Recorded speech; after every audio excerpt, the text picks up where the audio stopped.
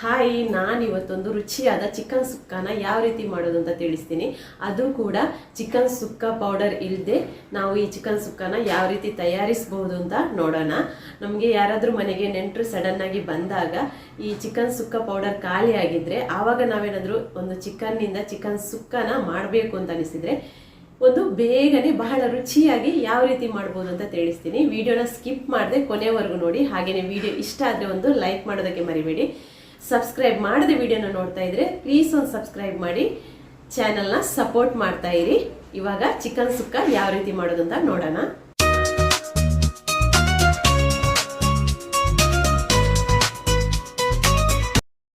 ನಾನಿವಾಗ ಚಿಕನ್ಗೆ ಸ್ವಲ್ಪ ಅರಿಶಿನ ಸೇರಿಸ್ಬಿಟ್ಟು ಚೆನ್ನಾಗಿ ತೊಳೆದು ಇಟ್ಕೊಂಡಿದ್ದೀನಿ. ಇವಾಗ ಇದಕ್ಕೆ ಸುಕ್ಕ ಮಾಡೋದಕ್ಕೆ ಮೊದಲಿಗೆ ನಾನು ತೆಂಗಿನಕಾಯಿನ ತುರಿದು ಇಟ್ಕೊತೀನಿ. ಇಷ್ಟು ದೊಡ್ಡ ತೆಂಗಿನಕಾಯಿಯನ್ನು ತಗೊಂಡಿದ್ದೀನಿ. ಅಂದರೆ ಒಂದು ತೆಂಗಿನಕಾಯಲ್ಲಿ ಅರ್ಧ ತೆಂಗಿನಕಾಯಿನ ತಗೊಂಡು ಈ ಥರ ತುರಿದು ಇಟ್ಕೋಬೇಕು. ನಂತರ ನಾವಿದನ್ನು ಫ್ರೈ ಮಾಡಲಿಕ್ಕಿರುವಂಥದ್ದು. ಇವಾಗ ಬಾಣಲೆ ಬಿಸಿಯಾಗಿದೆ. ಬಾಣಲೆ ಬಿಸಿಯಾದಾಗ ಸ್ವಲ್ಪ ತುಪ್ಪನ ಸೇರಿಸಿದ್ದೀನಿ. ನೀವು ತುಪ್ಪ ಬದಲು ಎಣ್ಣೆ ಕೂಡ ಸೇರಿಸ್ಬೋದು. ಆದರೆ ನಾನಿಲ್ಲಿ ಸ್ವಲ್ಪ ತುಪ್ಪ ಹಾಗೆಯೇ 1 ಟೀ ಸ್ಪೂನಷ್ಟು ಎಣ್ಣೆನ ಸೇರಿಸ್ಬಿಟ್ಟು ಇದಕ್ಕೆ ಚಿಕ್ಕದಾಗಿ ಕಟ್ ಮಾಡ್ಕೊಂಡಿರೋ ಈರುಳ್ಳಿ, ಶುಂಠಿ ಹಾಗೆಯೇ ಬೆಳ್ಳುಳ್ಳಿನ ಸೇರಿಸ್ಬಿಟ್ಟು ಸ್ವಲ್ಪ ಫ್ರೈ ಮಾಡ್ಕೋತೀನಿ. ಇದು ಸ್ವಲ್ಪ ಫ್ರೈ ಆದ ನಂತರ ನಾವಿದಕ್ಕೆ ಸ್ವಲ್ಪ ಕರಿಬೇವು ಸೊಪ್ಪನ್ನು ಸೇರಿಸ್ಕೋಬೇಕು. ಕರಿಬೇವು ಸೊಪ್ಪು ಸೇರಿಸ್ಕೊಂಡು ಸ್ವಲ್ಪ ಹೊತ್ತು ಫ್ರೈ ಮಾಡ್ಕೋಬೇಕು. ಇವಾಗ ಸ್ವಲ್ಪ ಈರುಳ್ಳಿ ಕೆಂಪಾಗೋವರೆಗೂ ಫ್ರೈ ಮಾಡ್ಕೊಳ್ಳೋಣ. ಈರುಳ್ಳಿ ಸ್ವಲ್ಪ ಫ್ರೈ ಆದ ನಂತರ ಇದಕ್ಕೆ ನಾವು ತುರಿದಿಟ್ಕೊಂಡಿರೋಂಥ ತೆಂಗಿನ ತುರಿನ ಸೇರಿಸ್ಬಿಟ್ಟು ಚೆನ್ನಾಗಿ ಫ್ರೈ ಮಾಡ್ಕೋಬೇಕು. ತೆಂಗಿನ ತುರಿ ಸ್ವಲ್ಪ ಚೆನ್ನಾಗಿ ಫ್ರೈ ಆಗಬೇಕು. ಆಗಲೇ ಸುಕ್ಕ ತಿನ್ನೋದಕ್ಕೆ ತುಂಬಾ ರುಚಿಯಾಗಿರುತ್ತೆ. ಈ ತೆಂಗಿನ ತುರಿ ಸ್ವಲ್ಪ ಫ್ರೈ ಆದ ನಂತರ ನಾವಿದಕ್ಕೆ ಸ್ವಲ್ಪ ಅರಿಶಿನ ಸೇರಿಸ್ಬಿಟ್ಟು ಫ್ರೈ ಮಾಡ್ಕೋಬೇಕು. 1-2 ನಿಮಿಷ ಫ್ರೈ ಮಾಡ್ಕೊಂಡ ನಂತರ ಇದಕ್ಕೆ ಕೊನೆಯಲ್ಲಿ ಸ್ವಲ್ಪ ಗರಂ ಮಸಾಲಾನ ಸೇರಿಸ್ಬಿಟ್ಟು ಫ್ರೈ ಮಾಡ್ಕೊಳ್ಳೋಣ. ಗರಂ ಮಸಾಲ ಹಾಕಿದ ನಂತರ ಜಾಸ್ತಿ ಹೊತ್ತು ಫ್ರೈ ಮಾಡ್ಕೊಳ್ಳೋದು ಬೇಡ. 1 ನಿಮಿಷ ಫ್ರೈ ಮಾಡಿಕೊಂಡು ನಂತರ ಇದನ್ನು ತೆಗೆದಿಟ್ಕೊಂಡ್ಬಿಡೋಣ.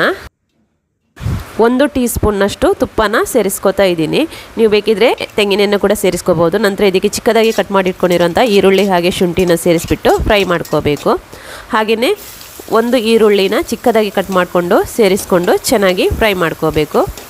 ಈರುಳ್ಳಿ ಸ್ವಲ್ಪ ಹೊತ್ತು ಫ್ರೈ ಮಾಡಿಕೊಂಡ್ರೆ ಸಾಕು.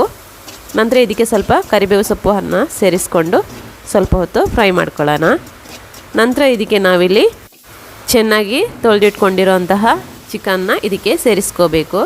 ಸೇರಿಸ್ಕೊಂಡ ನಂತರ ನಾವಿದಕ್ಕೆ ರುಚಿಗೆ ತಕ್ಕಷ್ಟು ಸ್ವಲ್ಪ ಉಪ್ಪನ್ನು ಸೇರಿಸ್ಬಿಟ್ಟು ಚೆನ್ನಾಗಿ ಮಿಕ್ಸ್ ಮಾಡ್ಕೋಬೇಕು. ಮಿಕ್ಸ್ ಮಾಡಿಕೊಂಡು ಸ್ವಲ್ಪ ಹೊತ್ತು ಬೇಯೋದಕ್ಕೆ ಬಿಡಬೇಕು. ಈ ರೀತಿ ಚಿಕನ್ ಸುಕ್ಕನ ಬಹಳ ಬೇಗನೆ ರುಚಿಯಾಗಿ ಮಾಡ್ಕೋಬಹುದು.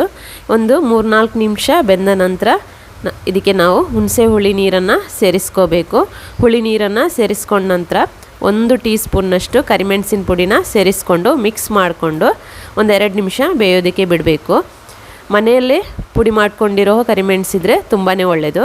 ನಂತರ ನಾವಿಲ್ಲಿ ಇದಕ್ಕೆ 3 ಟೀ ಸ್ಪೂನ್ನಷ್ಟು ಕೊತ್ತಂಬರಿ ಪುಡಿ ಹಾಗೆಯೇ 1.5 ಟೀ ಸ್ಪೂನ್ನಷ್ಟು ಜೀರಾ ಪುಡಿ, ಖಾರಕ್ಕೆ ತಕ್ಕಷ್ಟು ಮೆಣಸಿನ ಪುಡಿ ಹಾಗೆಯೇ ಸ್ವಲ್ಪ ಅರಿಶಿನ ಇವಿಷ್ಟನ್ನು ಸೇರಿಸ್ಕೊಂಡು ಚೆನ್ನಾಗಿ ಮಿಕ್ಸ್ ಮಾಡ್ಕೋಬೇಕು.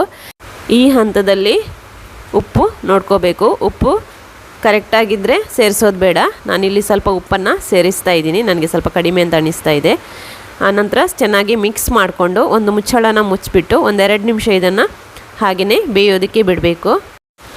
ಇವಾಗ ಇದಕ್ಕೆ ನಾವು ಫ್ರೈ ಮಾಡಿಟ್ಕೊಂಡಿರುವಂಥ ತೆಂಗಿನ ತುರಿನ ಸೇರಿಸ್ಬಿಟ್ಟು ಚೆನ್ನಾಗಿ ಮಿಕ್ಸ್ ಮಾಡ್ಕೋಬೇಕು. ತುಂಬ ಒಳ್ಳೆ ಪರಿಮಳ ಬರ್ತಾ ಇದೆ. ತೆಂಗಿನ ತುರಿನ ಸೇರಿಸಿ ಮಿಕ್ಸ್ ಮಾಡ್ಕೊಂಡ ನಂತರ ಸ್ವಲ್ಪ ಹೊತ್ತು ಬೇಯೋದಕ್ಕೆ ಬಿಡಬೇಕು. ಅಂದರೆ ಮಸಾಲೆ ಜೊತೆ ಸ್ವಲ್ಪ ಬೇಯಬೇಕು. ಇವಾಗ ಮುಚ್ಚಳನ ತೆಗೆದ್ಬಿಟ್ಟು ಒಂದ್ಸಲ ಚೆನ್ನಾಗಿ ಮಿಕ್ಸ್ ಮಾಡ್ಕೋಬೇಕು. ನಂತರ ಇದಕ್ಕೆ ಕೊತ್ತಂಬರಿ ಸೊಪ್ಪನ್ನು ಚಿಕ್ಕದಾಗಿ ಕಟ್ ಮಾಡಿಕೊಂಡು ಸೇರಿಸ್ಕೊಂಡ್ರೆ ಒಂದು ರುಚಿಯಾದ ಚಿಕನ್ ಸುಕ್ಕ ರೆಡಿ ಆಯಿತು. ತುಂಬಾ ರುಚಿಯಾಗಿರುತ್ತೆ. ನೀವು ಕೂಡ ಒಂದ್ಸಲ ಇದೇ ಥರ ಟ್ರೈ ಮಾಡಿ ಹೇಗಿತ್ತು ಅಂತ ಕಮೆಂಟ್ ಮಾಡಿ ತಿಳಿಸಿ. ಹಾಗೆಯೇ ವಿಡಿಯೋ ಇಷ್ಟ ಆಗಿದ್ದರೆ ಒಂದು ಲೈಕ್ ಮಾಡೋದಕ್ಕೆ ಮರಿಬೇಡಿ. ಇದೇ ಥರ ಸಪೋರ್ಟ್ ಮಾಡ್ತಾ ಇರಿ. ಇನ್ನೊಂದು ವಿಡಿಯೋದಲ್ಲಿ ಮತ್ತೆ ಸಿಗ್ತೀನಿ. ವಿಡಿಯೋ ಲಿಂಕನ್ನು ಶೇರ್ ಮಾಡೋದಕ್ಕೆ ಮರಿಬೇಡಿ. Thank you.